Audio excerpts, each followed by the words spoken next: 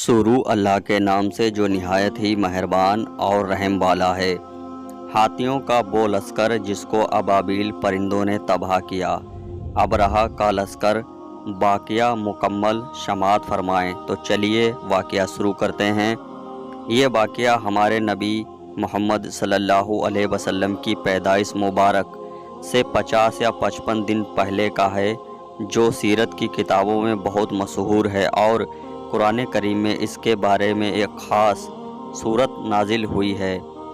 वो ये है कि वाक़या कुछ इस तरह है कि यमन का हाकिम जिसका नाम अबरहा था, जब उसने देखा कि तमाम अरब के लोग काबे के हज के लिए मक्का मुकर्रमा जाते हैं और खाने काबा का तवाफ़ करते हैं, तो उसने चाहा कि इसी मजहब के नाम पर ऐसी आलीशान इमारत बनवाऊं जो इंतहाई खूबसूरत हो, ताकि अरब के लोग इस सादे काबा को छोड़कर इस आलीशान खूबसूरत इमारत का तवाफ़ करें।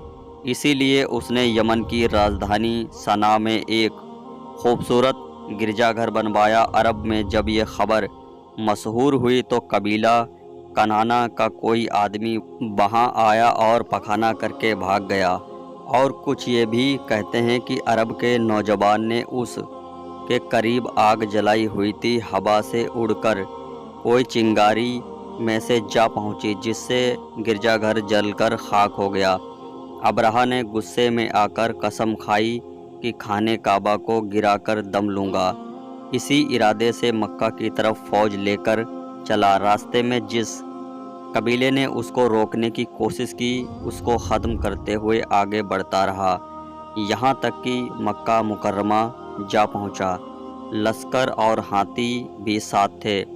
मक्का के चारों तरफ जो मक्का वालों के जानवर चरते थे, सबको उसने लश्कर ने पकड़ लिया, जिनमें 200 नबी मोहम्मद सल्लल्लाहु अलैहि वसल्लम के दादा अब्दुल मुत्तलिब के थे। उस वक्त अब्दुल मुत्तलिब खाने काबा के जिम्मेदार और कुरैश कबीले के सरदार थे। जब उनको आगरे में लश्कर की खबर हुई तो उन्होंने मक्का वालों को जमा करके वहाँ, घबराओ नहीं, मक्का खाली कर दो, खाने काबा को गिरा नहीं सकता, ये अल्लाह का घर है, वो खुद इसकी हिफाजत करेगा। इसके बाद अब्दुल मुत्तलिब कुरैश के साथ कुछ आदमियों को लेकर अबरहा से मिलने गए, तो अबरहा ने अब्दुल मुत्तलिब का शानदार इस्तकबाल किया। अल्लाह ने अब्दुल मुत्तलिब को हुस्नो जमाल और रोबो दबदबा अता फरमाया, जिसको देखकर हर शख्स उनसे रोब में आ जाता था। अबरहा भी अब्दुल मुत्तलिब को देखकर मरऊब हो गया और बहुत एहतराम से पेश आया। उसने तो मुनासिब ना समझा कि किसी को अपने तख्त पर अपने बराबर बिठाए, लेकिन ये ज़रूर किया कि तख्त के नीचे उतरकर अर्श पर अब्दुल मुत्तलिब को बिठाया। बातचीत के दौरान अब्दुल मुत्तलिब ने ऊँटों को आज़ाद करने को कहा, तो अबरहा ने तवज्जो से कहा कि बड़े ताज्जुब की बात है कि तुमने अपने ऊँटों के बारे में बात की, लेकिन काबा जो तुम्हारा और तुम्हारे बाप दादा का दीन है, इसके बारे में कोई बात नहीं की।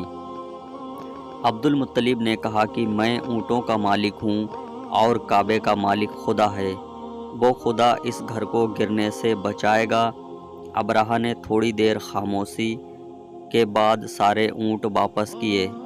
अब्दुल मुत्तलिब अपने ऊँट वापस लेकर आए और कुरैश को हुक्म दिया कि मक्का खाली कर दें, और कुछ आदमियों को लेकर खाने काबा के दरवाजे पर गिड़गिड़ाकर दुआ मांगने लगे। अब्दुल मुत्तलिब दुआ से फारिग होकर अपने साथियों और लोगों के साथ पहाड़ पर चढ़ गए और अबरहा अपना लश्कर लेकर काबा को गिराने के लिए आगे बढ़ा।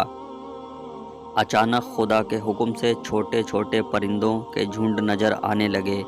हर एक की चोंच और पंजों में छोटी छोटी कंकड़ियाँ थीं, जो अचानक लश्कर और फौज पर बरसने लगीं। खुदा की कुदरत से वो कंकड़ियाँ गोली का काम दे रही थीं और सर पर गिरती थीं और जिस्म में को चीरती हुई नीचे निकल जाती, और जिस पर गिरती वो ख़त्म हो जाता।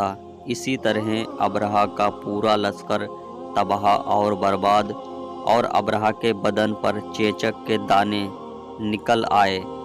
اس کا پورا بدن سڑ گیا، بدن سے خون اور پیپ بہنے لگا، ایک کے بعد ایک اسے جسم کا حصہ کٹ کٹ کر گرتا جاتا تھا۔ آخر کار اس کا سینہ پھٹ گیا اور دل باہر نکل گیا اور اس کا خاتمہ ہو گیا۔ ایسے ہی سچے قصے سننے کے لیے ہمارے چینل کو سبسکرائب کریں، ویڈیو کو لازمی شیئر اور لائک کریں۔ ملتے ہیں اگلے واقعے کے ساتھ، تب تک کے لیے اللہ حافظ۔